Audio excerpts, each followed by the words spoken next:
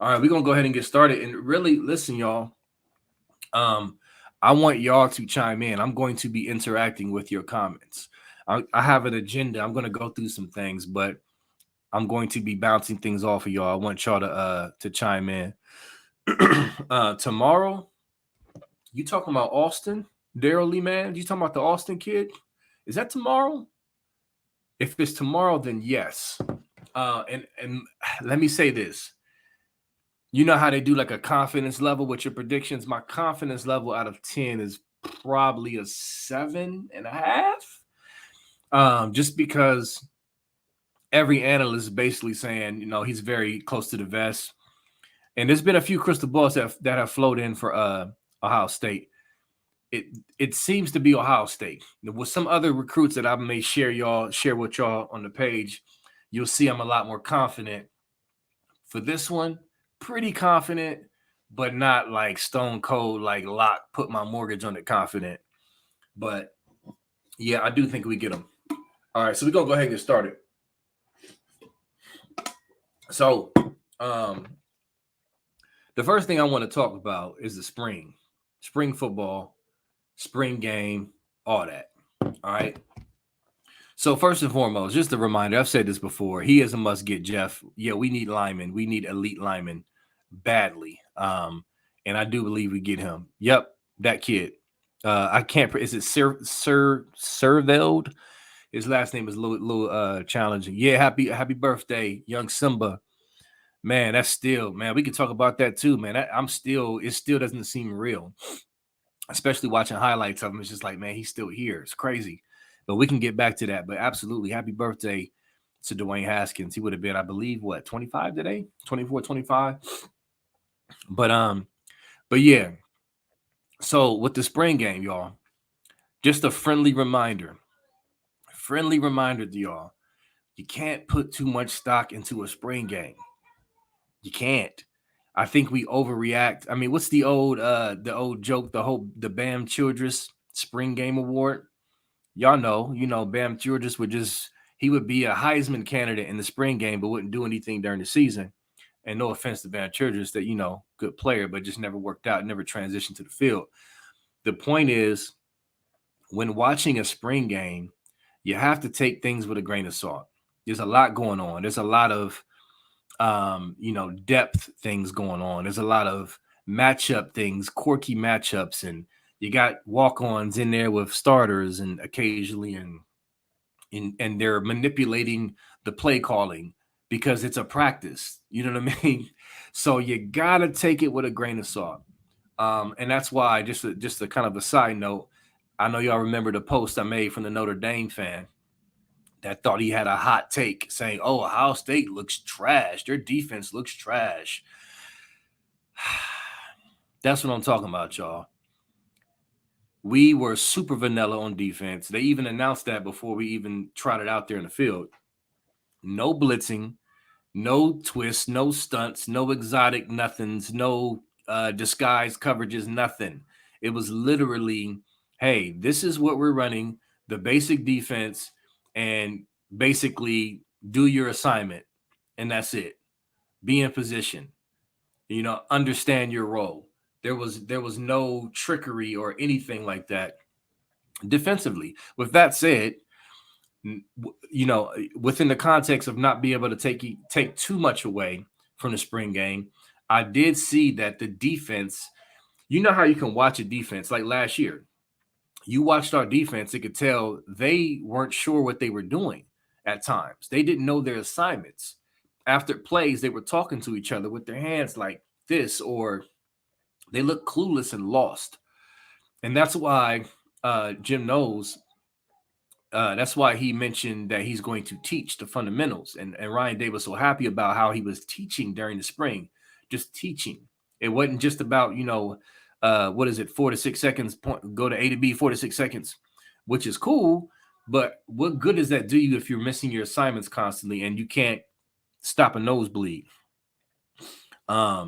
So to me, from the spring game, I saw what looked like more competency, to where they looked like they actually knew what they were doing. They were in position. They were flowing to the ball. They looked like they understood their triggers. The linebackers, you were reading their keys. Just basic stuff. It looked like they knew what they were doing, and it wasn't a ton of guys running wide open. You know what I mean? Like it. So again, you can't take too much away from it, but you could at least take away that to where it looks like, okay, they're at least in position to where this offseason they have an understanding of the defense and they can grow off of that and be able to make more plays because they have an understanding of what they're doing, which is not what it looked like last year. Think about the Oregon game. Brutal. Notre Dame's offense was hilarious through the spring game. Now it was, yes. So with that said, you can laugh at some of the things you see in the spring game, but that doesn't necessarily mean that's going to be what you see in the fall. But we can still laugh now, and it was trash. They did look trash, but we still better be ready because they gunning for us. So individual standouts in the spring game. Everyone knows the obvious name, Kai Stokes, right? Kai Stokes. So one thing you can watch in a spring game or practice is an individual matchup. You can watch a receiver against a DB. That's something you can evaluate because, it's just man to man. And Kai Stokes, even when he wasn't playing man to man, it was, to me, from he's at the safety position, but when he wasn't running down the field step to step with a receiver, when there was a pass, him coming up against the run, flying up to the ball was very impressive. He's long, rangy, fast. They all say he's fast. He looks twitchy and athletic. He was showing he had closing speed. I don't know if I remember the play. The ball was thrown to the sideline, and he closed quickly and knocked that ball away. That's the stuff we've been missing with our secondary. Yolanda could have been intentional. Yeah, they could have said, all right, let's just throw this out there so Ohio State thinks we're trash and we just come in and just get them. Man, whatever. And Marcus Freeman, I'll get to that in a second. But yeah, so Kai Stokes, listen, he looks the part, right? True freshman. We'll see how it translates to the field, but we all love what we saw. Those are the type of things you need to do as a safety, especially a silver bullet safety, and especially – and I'm still learning the new scheme and kind of getting a handle on what Jim Knowles likes to do, but he's very safety heavy, right? So, usually 3 safeties. Safety is the linchpin position of the defense. It kind of makes it go according to him. So I'm thinking it's going to be Ronnie Hickman. Hopefully Proctor's healthy. He's about 85% according to the last report. So hopefully he'll be good to go. And Kai Stokes is the number 2 guy behind Hickman, according to the latest depth chart or unofficial depth chart. I'll say that. And the third safety is going to be interesting. Yes, the kid Tanner, I forget his last name that quick, McAllister from Oklahoma State. I would think he would be the front runner, but it depends on what teams we play with packages. I can see Court Williams getting in there as well and getting some tick. But with that said, Kai Stokes definitely jumped out. Jack Sawyer looks like he added some more tools to his toolkit as far as rushing the passer. And he just looks, I called him the werewolf last year. He just looks like an even bigger werewolf. So we really need these DNs. We need him and JT Tuimoloau to really step up, man, because yes, I'm holding out hope for Zach Harrison to really meet the expectations of his star ranking. I don't think he's been absolute trash. That came off wrong. I don't think he's been trash. I think he's been okay to solid, but his expectations were so much higher that there's some disappointment. We've seen flashes from him. He's obviously a freak athlete. He's going to be drafted in the first 3 rounds, most likely, off of that alone. His measurables, speed, all of that, size is going to get him drafted. If he steps up and starts producing on another level this year, he's going first round. That's how freaky he is athletically, right? So, but I don't want to rely on him to do that because he hasn't done it yet. So it's like, do you really want to rely on him to finally step up? I'm looking at Sawyer and JTT. And then in the interior, Michael Hall, I'm hoping he can step up and really be a beast. Even though I'll give Teron Vincent his props. He played really well in the Rose Bowl. And then not Antoine Jackson, he's gone. Who's our? Oh yeah. I'm slipping on the names tonight. Help me out. Tyreek Williams.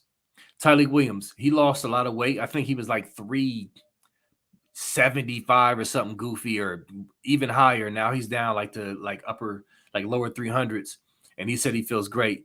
So we need our D line to step up. We need those young guys to step up.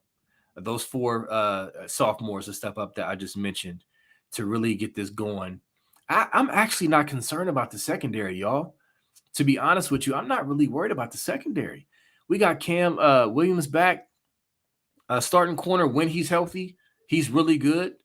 Obviously, Burke, you know what I mean? And then I believe our safeties are going to be much better with Proctor back, Hickman in another year in the system. Well, not in this system, but just playing. And then a veteran guy from Okie State and Tanner McAllister. In the depth we have, we're building with Court Williams and Kai Stokes. I think we're going to be just fine.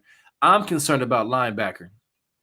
That's what I'm concerned about. Like that is the weakness until proven otherwise. It just is, right? I mean, because you got some guys who flash and have some potential, but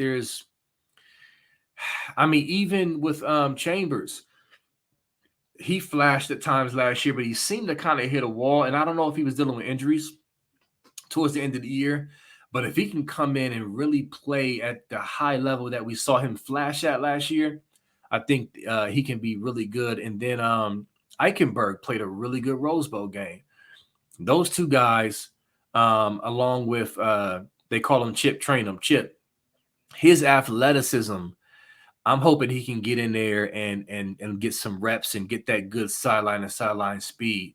But honestly, y'all, the most important thing from our linebacker unit is not even just more speed, it's competency and knowing your assignment and filling the gaps and attacking and knowing, you know what I mean? Like, and the good thing about Jim Knowles is he's a linebacker coach by trade. That's his position.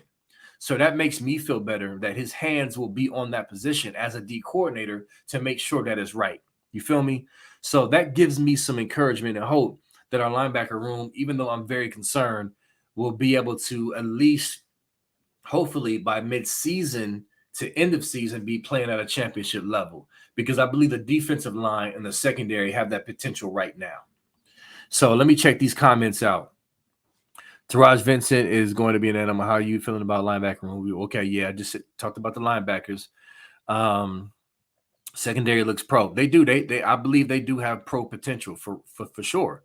Like people, our secondary was not really the big issue last year. It was the linebackers, and the D line couldn't get pushed enough, and so we would just get ate up. Yeah, Yolanda, healthy. So yeah, Jim Knowles is a linebacker coach. Dustin, that's a good thing. That's a great thing. And so we're gonna go ahead and move on to the next things. Oh, one last thing about the spring before we move on to CJ Stroud and the potential of the offense is Evan Pryor. Evan Pryor is going to steal some carries. He's going to steal some touches.